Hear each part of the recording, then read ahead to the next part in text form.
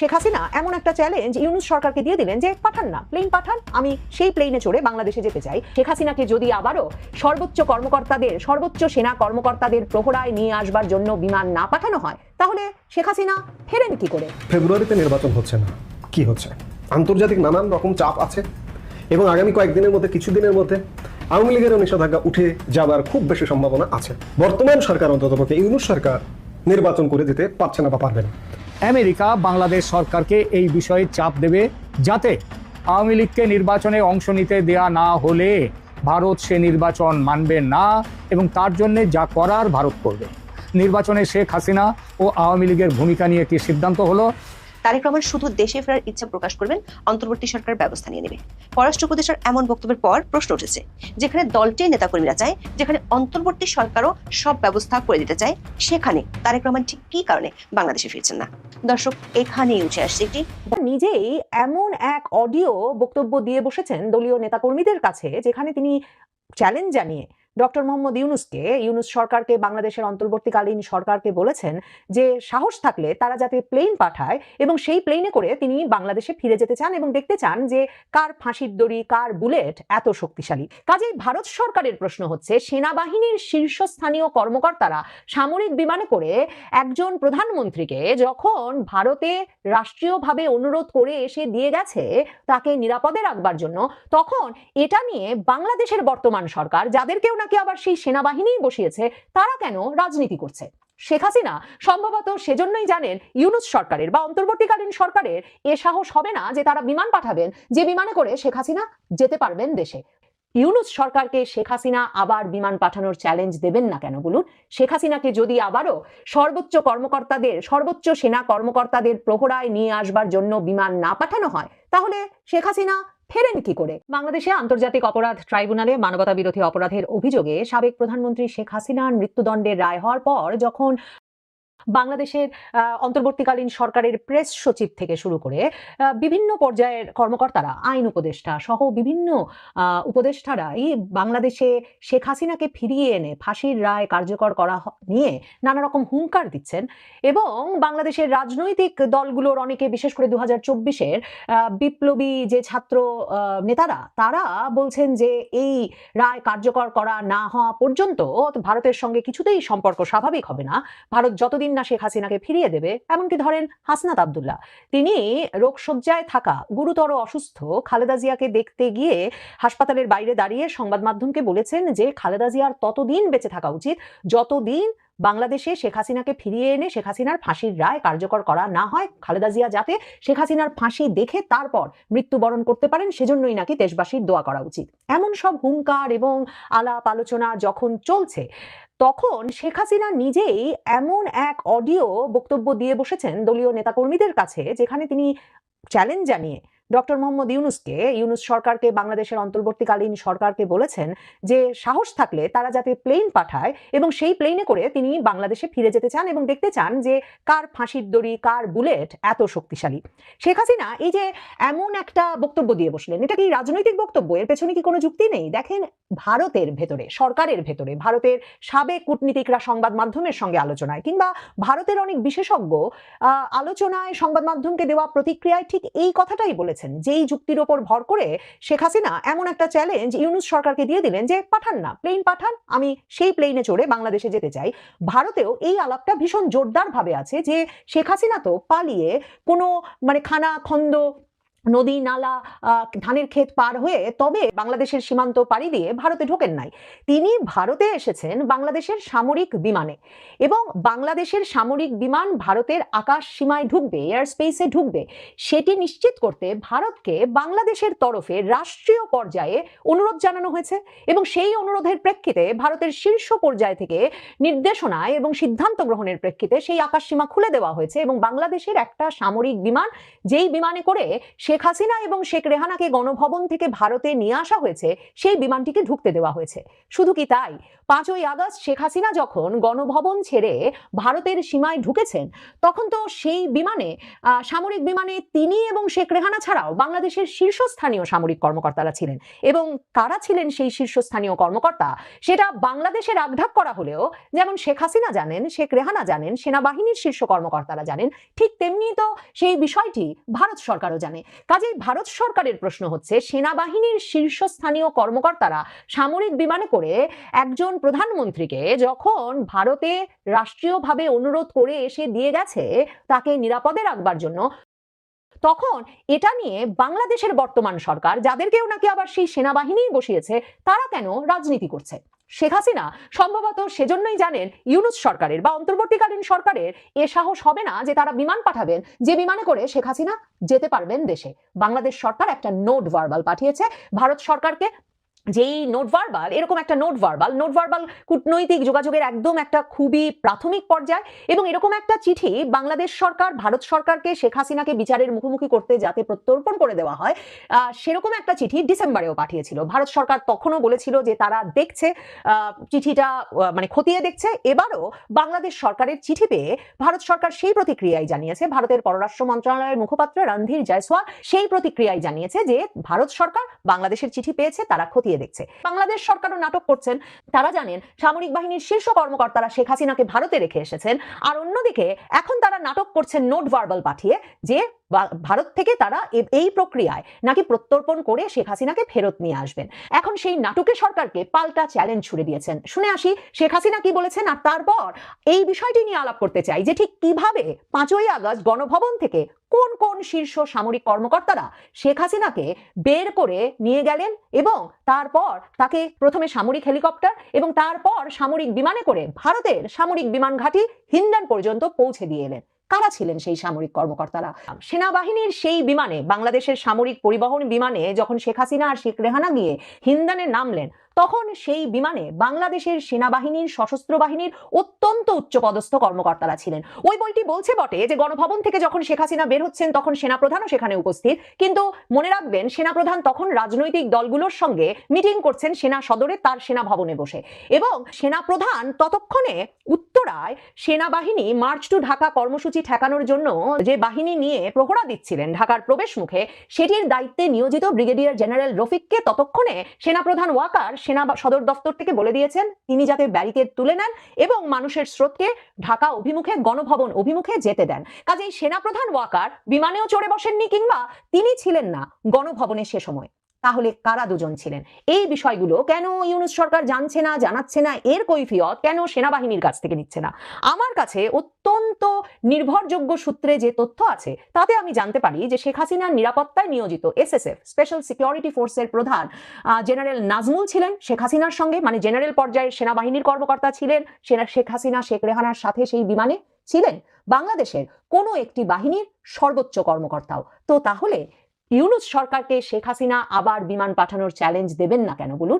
শেখ হাসিনাকে যদি আবারও সর্বোচ্চ কর্মকর্তাদের, সর্বোচ্চ সেনা কর্মকর্তাদের প্রহরায় নিয়ে আসবার জন্য বিমান না পাঠানো হয়, তাহলে শেখ হাসিনা ফেরেন কি করে? ইউনূস সরকারকে এই বোঝাপড়াটা তার সরকারের কর্মকর্তাদের সঙ্গে আগে সেরে নিতে হবে, মানে তার সেনাবাহিনীর সঙ্গে, তার সশস্ত্র বাহিনীর সঙ্গেই আগে পরিষ্কার করতে হবে যে কি শর্তে তারা ভারতে সাবেক প্রধানমন্ত্রী শেখ হাসিনাকে দিয়ে এসেছে, আর কি শর্তে তারাই বা শেখ হাসিনাকে সেখান থেকে ফেরাতে পারবে। এমন ঘটনা হতে পারে, এমন চাপে পড়তে পারে ইউনূস সরকারের পরিবর্তনের একটা ধোঁয়া উঠতে পারে, সেটা সেনাবাহিনী থেকেই উঠতে পারে যে দেশের পরিস্থিতি ভয়াবহ, এই অবস্থায় ইউনূস সরকার আপনাকে দিয়ে আর হচ্ছে না, পরিবর্তন আসন্ন, অতএব আমরা 3 মাসের বা 6 মাসের একটা তত্ত্বাবধায়ক সরকার করে দিব, সবাই মিলে সেনাবাহিনী নেপথ্যে থাকবে, সবাই মিলে যে আমরা একটা 3 মাস 6 মাসের সরকার করে দিব। সেই সরকার শুধুমাত্র নীতি নির্ধারণী, সিদ্ধান্ত বা নির্বাচনী আয়োজনের দিকে এগুবে। আপনার কি কোনোভাবে মনে হচ্ছে যে বাংলাদেশে আগামী ফেব্রুয়ারি মাসে নির্বাচন অনুষ্ঠিত হবে? কোনো লক্ষণ নেই। গতকাল খুব ছোট্ট একটি রাজনৈতিক দল এবি পার্টি, এটিকে ছোট বললেও ছোট বলা হবে না, কারণ এটি হচ্ছে জামাতেরই বি পার্টি। জামাত একসময় নিষিদ্ধ হয়ে যাবার কথা ছিল বা নিষিদ্ধ হবার আলোচনা ছিল আওয়ামী লীগের সময়, ঠিক তখনই জামাতের একটা বিকল্প প্ল্যাটফর্ম হিসেবে এই এবি পার্টির জন্ম হয়। কিন্তু সেই এবি পার্টির চেয়ারম্যান মুজিবুর রহমান মঞ্জু গতকালকে খুব গুরুত্বপূর্ণ একটা কথা বলেছেন যে খালেদা জিয়ার বর্তমান শারীরিক অবস্থার অবনতির কারণে নির্বাচন ক্ষতিগ্রস্ত হবে না, যেহেতু তাকে দলীয় প্রার্থী ঘোষণা করা হয়েছে। এই জন্য বিএনপি চাইলে কমিশনের কাছে নির্বাচন কিছুদিন পিছিয়ে দেওয়ার আবেদন করতে পারে। যদিও খুব ছোট্ট একটি রাজনৈতিক দল এই রাজনৈতিক দল থেকে পার্লামেন্টে যাবে কিনা সে ব্যাপারে যথেষ্ট সন্দেহ আছে, সংশয় আছে। জামাত যদি সাপোর্ট করে কিংবা বিএনপি যদি সাপোর্ট করে তাহলে সাপোর্ট নিয়ে যেতে পারেন, কিন্তু নিজ যোগ্যতা বলে এবি পার্টি পার্লামেন্টে যাবে এটি একটা শিশু বিশ্বাস করবে না, পাগলও বিশ্বাস করবে না। সেই এবি পার্টির প্রধান নেতা মুজিবুর রহমান মঞ্জুর মুখ থেকে কিন্তু বেরিয়ে এলো যে বিএনপি চাইলে নির্বাচন কমিশনের কাছে সময় প্রার্থনা করতে পারে, যেহেতু খালেদা জিয়াকে কয়েকটি আসনে প্রার্থী ঘোষণা করা হয়েছে। তাহলে দেখুন যে এগুলো তাদের মনের কথা, মনের ভেতর থেকে বেরিয়ে আসছে যে নির্বাচন পেছাতে হবে। এবং নির্বাচন পিছিয়ে গেলে সবচেয়ে সুবিধাজনক অবস্থায় কারা? জামাতে ইসলামী বাংলাদেশ, কারণ সরকার তাদের নিয়ন্ত্রিত। আগামী 2-5 বছরেও যদি নির্বাচন না হয় তাহলেও তাদের কিচ্ছু যায় আসে না। সরকারের উপর, প্রশাসনের উপর পুরো হস্তক্ষেপ তাদের। এভাবে হস্তক্ষেপ চালিয়ে তারা অন্ততপক্ষে আরো জোরালোভাবে, শক্তিশালীভাবে মাঠটা গুছিয়ে নিতে পারবে। এই জন্য তারা কথায় কথায় নির্বাচন হবে না, নেড়ে আগে গণভোট হতে হবে, এটা করতে হবে। এখন নতুন অজুহাত পেয়েছে খালেদা জিয়ার অসুস্থতা। কিন্তু বিএনপি কে করবে?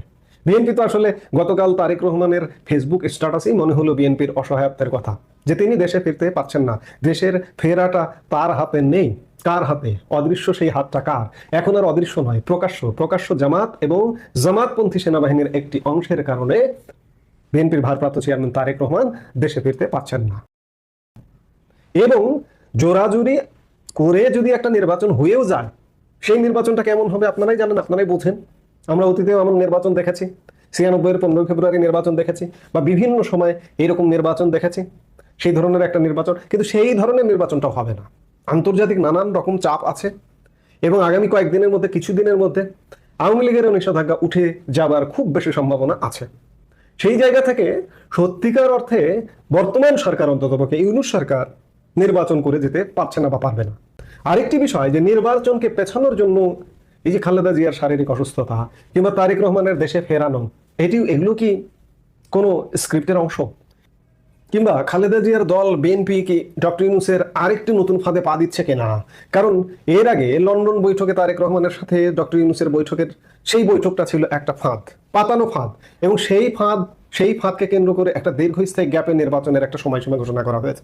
এবং এখন যদি সেই নির্বাচনের সময়সীমাটাও পিছিয়ে যায়, কৌশল করে যদি পিছিয়ে দেয়, তাহলে কি হবে? তাহলে নির্বাচন অনিশ্চিত, খুব স্বাভাবিকভাবে। আরো যেটি বিষয় যে ডক্টর ইউনূস আসলে কন্টিনিউ করতে পারবে কিনা, নির্বাচন যদি সত্যি পিছিয়েই যায় তাহলে করতে পারবে কিনা, এরকম নানা প্রশ্ন আছে। কারণ দেশে বিদেশে ডক্টর ইউনূসের প্রতি একটা অনাস্থা আছে।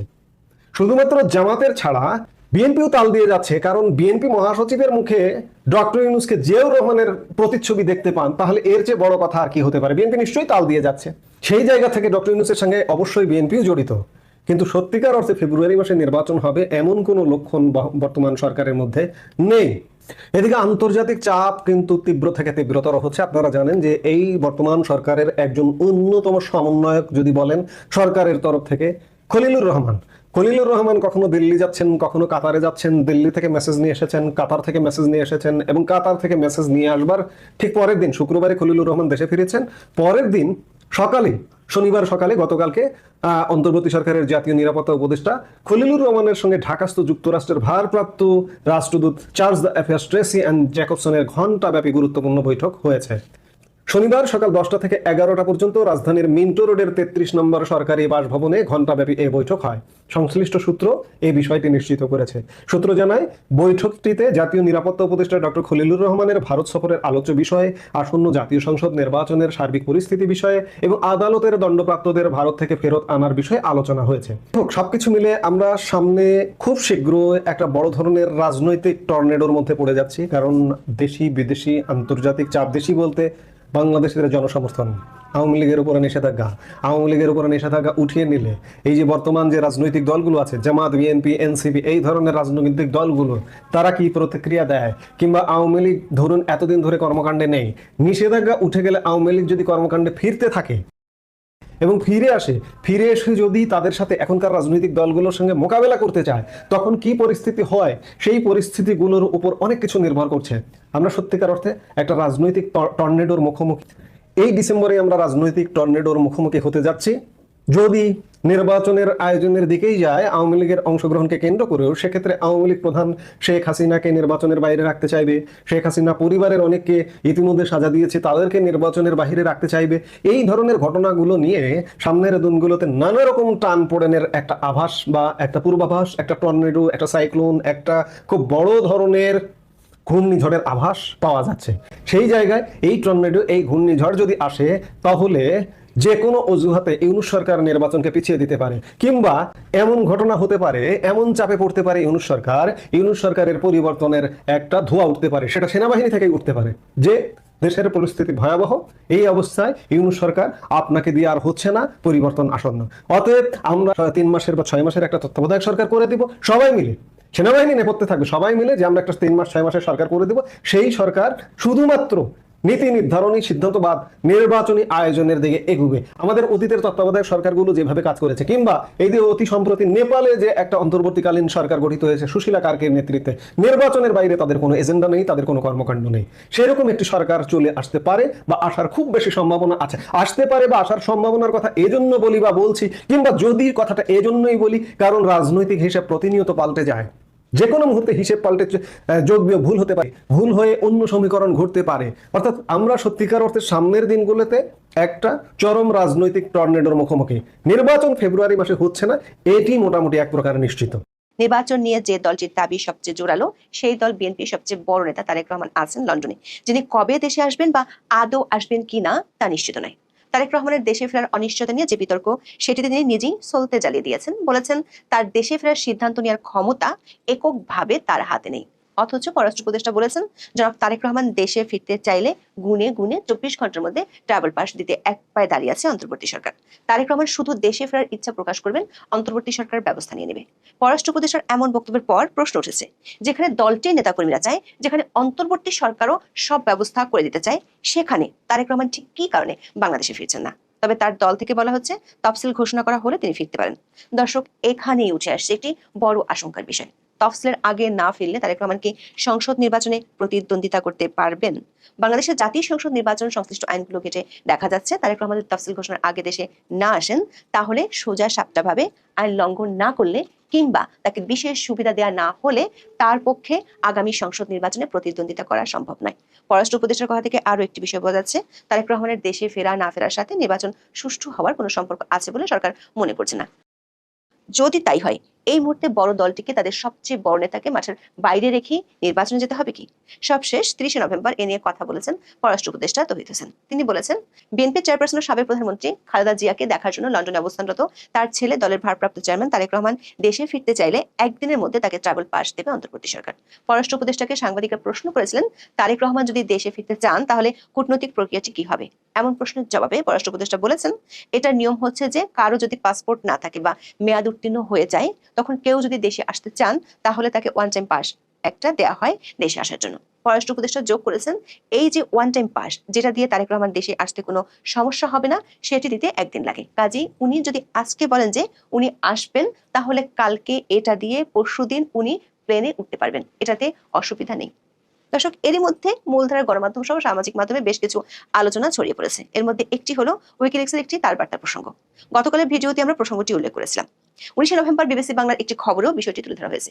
বিষয়টি হলো, তারেক রহমানকে যুক্তরাষ্ট্রে ঢুকতে না দিতে ওয়াশিংটনে গোপন তারবার্তা পাঠিয়েছিল ঢাকার মার্কিন দূতাবাস। তিনি ব্যাপক মাত্রায় দুর্নীতিতে জড়িত থাকায় যুক্তরাষ্ট্রের স্বার্থ ক্ষুণ্ণ হয়েছে উল্লেখ করে 2008 সালের 23 নভেম্বর ওই তারবার্তা পাঠানো হয়। ওই তারবার্তায় তারেককে যুক্তরাষ্ট্রের প্রবেশে নিষেধাজ্ঞার সুপারিশের পেছনে যুক্তিও তুলে ধরা হয়। কিন্তু আমাদের অনুসন্ধান বলছে, এই নিষেধাজ্ঞার বিষয়টি যে বিভ্রান্তিকর, সেটি বাংলাদেশে নিযুক্ত মার্কিন রাষ্ট্রদূত 2014 সালের 10 ফেব্রুয়ারি বলেছিলেন। পররাষ্ট্র উপদেষ্টা তৌহিদ হোসেনকে এক সাংবাদিক জিজ্ঞেস করেছেন, তারেক রহমানের দেশে ফিরতে না পারার পেছনে দুটি দেশ কাজ করছে এমন তথ্য তার আছে কিনা, এ বিষয়ে তার প্রতিক্রিয়া কি? এমন প্রশ্নের জবাবে উপদেষ্টা তৌহিদ তার দীর্ঘদিনের অভিজ্ঞতার আলোকে বলেছেন, একটা দেশের নাগরিককে নিজ দেশে ফিরতে দেওয়া যাবে না বা দেওয়া হবে না, এটা অস্বাভাবিক। বাংলাদেশ যদি তার নাগরিককে ফেরত আসতে দিতে চায়, আরেকটি দেশ সেটা কি করে নিষেধ করবে বা বন্ধ করবে? দর্শক, তারেক রহমান ও বিএনপির কিছু সমর্থকদের পক্ষ থেকে সরকারের উপর দোষারোপ করা হলেও সরকার উচ্চ পর্যায়ের ভাষ্য ভিন্ন কথা বলছে। এমনকি সরকারের যে ভাষ্য, সেটি নিয়ে বিএনপিও কোনো কথা বলছে না। ফলে কার্যত তারেক রহমানের ফেরার নিগ্রহ রহস্যটি আরো রহস্যময় হয়ে উঠেছে।